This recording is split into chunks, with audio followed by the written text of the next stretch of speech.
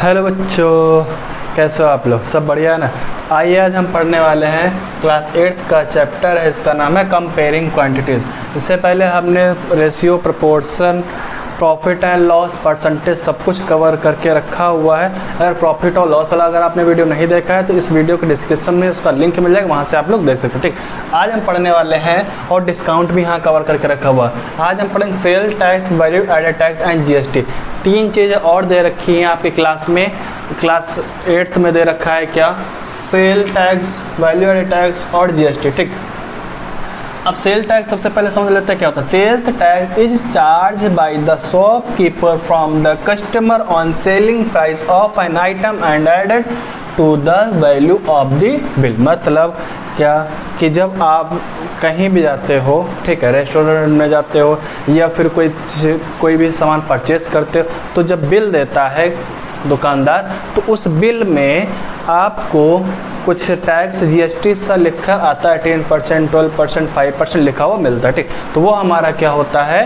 Tax. ठीक है, पहले क्या होता था, बिल में सिर्फ सेल टैक्स लिख कर आता, लेकिन आजकल क्या होगा, जीएसटी लिख कर के आता है। तो अभी जीएसटी भी समझेंगे क्या होता है, उसके बाद समझ आया ना? फिर से एक बार रिपीट कर रहा हूँ, क्या? Sales tax is charge by the shopkeeper from the customer on selling price of an item and added to the value of the bill. मतलब कि जो बिल मिलता है उस बिल में ऑलरेडी सेल्स टैक्स ऐड करके देता है शॉपकीपर, और वो शॉपकीपर सेल टैक्स लेता किसे? कस्टमर से। ठीक, सेल टैक्स कौन पे कर रहा है? कस्टमर पे करता है। उसके बाद आता है value added tax. Value added tax क्या होता है? ऑलरेडी इंक्लूडेड होता है, इसमें टैक्स ऑलरेडी इंक्लूड होने हैं। The tax already included in the price is known as value added tax. मतलब value added tax, the tax already included in the price is known as value added tax. जो चीज़ आप purchase करते हो, ठीक है, लाइक दैट कोई pen हो गया, कोई कपड़े हो गए, कुछ भी हो गए, उसमें जो प्राइस ऑलरेडी इंक्लूडेड रहता है उसको बोलते हैं वैल्यू एडेड टैक्स। ठीक, उसके बाद आता है GST. From 1 July 2017, Government of India included GST, which stands for Goods and Service Tax। मतलब GST का तुमसे कोई फुल फॉर्म पूछे तो क्या बोलोगे? Goods and service tax. क्या बोलोगे? Goods and service tax. Goods and service tax कब आता है? 1 जुलाई 2017। कब आता है? 1 जुलाई 2017 को। ठीक, फिर से एक बार रिपीट करते हैं। GST from 1 July 2017, government of India included GST, which stands for Goods and Service Tax, Goods and Service Tax, which is levied on supply of goods and service or the both। मतलब कि जो आप goods लेते हो या कोई भी service लेते हो, सर्विस जब आप रेस्टोरेंट में जाते हो तो वहाँ पे जो आपको खाना दिया जाता है वेटर के द्वारा, उसको हम क्या बोलते हैं? सर्विस बोलते हैं। जब गुड्स परचेस करते हो, आप क्लोथ्स लेने जाते हो, उसको बोलते हैं प्रोडक्ट। तो जो उस पर जो लगता है टैक्स उसे बोलते हैं क्या? Goods and service tax. ठीक, अब ये सेल टैक्स, वैल्यू टैक्स, इन दोनों खत्म करके अब सीधा सीधा क्या आ गया? जीएसटी आ गया आपका। ठीक है, इन सबको खत्म करके क्या आ गया आपका? जीएसटी, जो कि गुड्स एंड सर्विस टैक्स पर लगता है। समझ आया? सब फिर से रिपीट कर रहा हूँ। सेल्स टैक्स क्या होता है? जो शॉपकीपर किससे लेता है? कस्टमर से लेता है। ठीक है, शॉपकीपर किससे लेता है? कस्टमर से लेता है, उससे बोलता है sales tax. Value added tax क्या होता है?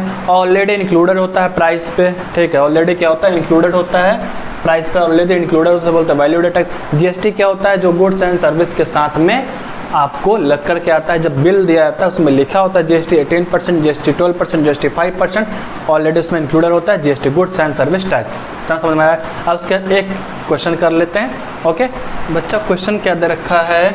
Salim bought an article for 784 which included GST of 12%। ठीक, यहाँ पे थोड़ा शो नहीं कर रहा तो मैं बोल दे रहा हूँ। क्वेश्चन क्या लिखा है यहाँ पे? GST ऑफ 12% दिया। What is the price of the article before GST was added. मतलब जो है निकालना है कि GST को ऐड करने से पहले उसका प्राइस कितना था। GST जो 12% ऐड किया है, उस GST को ऐड करने से पहले आपका प्राइस कितना था? बिल ऑफ अमाउंट कितना था? क्या? बिल ऑफ अमाउंट कितना था? बिल ऑफ अमाउंट कितना था? क्या निकालना आपको? बिल ऑफ अमाउंट कितना था।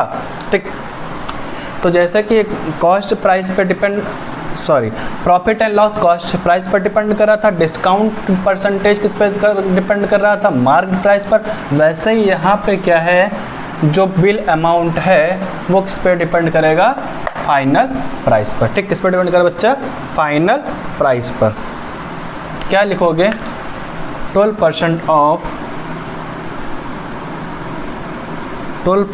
Of bill price. ठीक, बिल प्राइस फाइनल प्राइस पर, सॉरी फाइनल प्राइस पर डिपेंड नहीं करे, बिल जो अमाउंट है उस पर डिपेंड करे। किस पर डिपेंड करे, बिल अमाउंट पर। तो ये आपका आएगा bill amount is equal to कितना, बिल अमाउंट। ठीक बच्चा,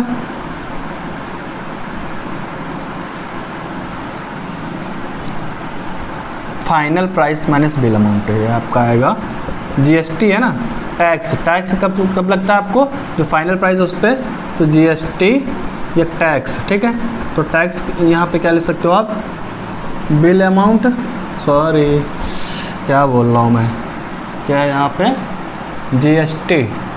तो यह आपका आएगा final price.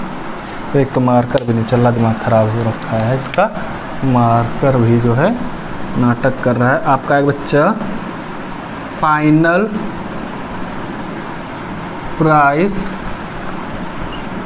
Minus bill amount. क्या है आपका, फाइनल प्राइस आपका आएगा, यहाँ पे दिख नहीं रहा होगा क्योंकि मार्कर थोड़ा चल नहीं रहा है, एक सेकंड रुको बस, अभी दिखेगा ये आपका अरे भाई क्या हो गया भाई, चल जाओ यार, क्या हो गया, बिल इधर आएगा फाइनल माइनस, कुछ भी नहीं चल रहा, अरे क्या हो गया भैया, क्या हो गया, चल जाओ भाई, चल जाओ। अच्छा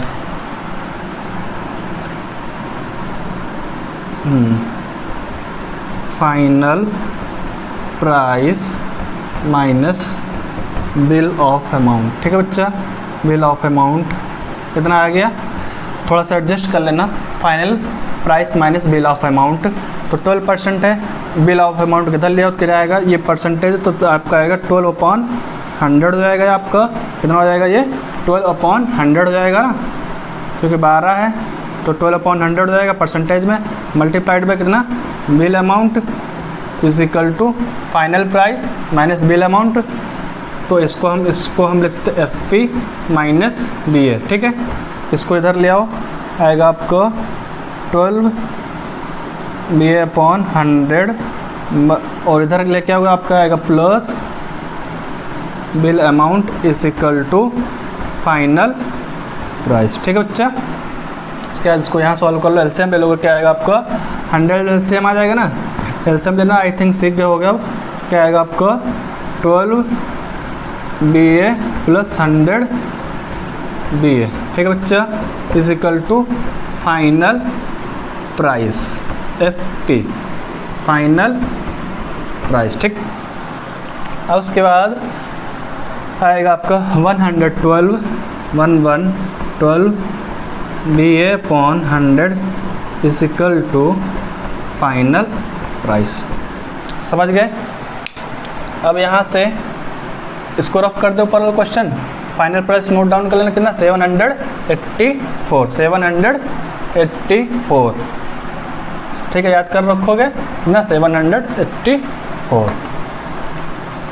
तो यह आएगा आपका 112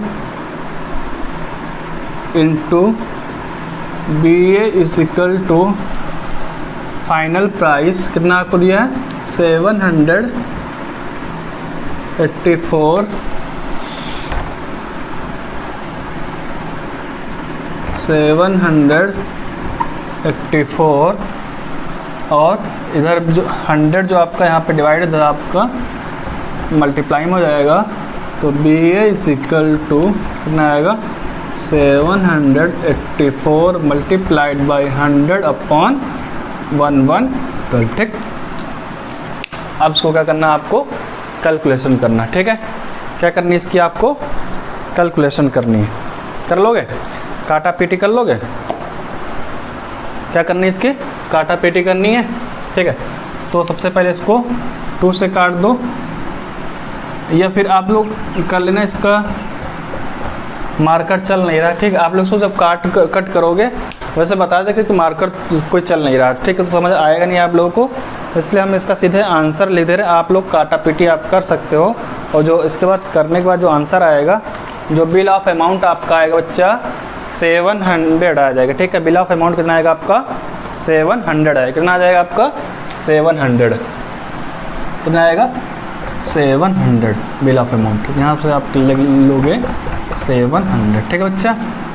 मार्कर काम नहीं कर रहा, सॉरी, अदरवाइज़ पूरा सॉल्व कर देते हैं, ठीक है। अगर ये हमारा वीडियो पसंद आया हो तो क्या करोगे, वीडियो को लाइक करके, शेयर करके, चैनल को सब्सक्राइब करके बेल आइकन को ज़रूर दबा दिएगा। एंड सॉरी फॉर दैट, क्योंकि आज हमारा मार्कर काम नहीं कर रहा है, इसके लिए, ठीक है। तब तक हम मिलते हैं फिर किसी नेक्स्ट वीडियो में, तब तक के लिए आप अपना ध्यान रखिएगा। Bye bye, take care, thank you so much.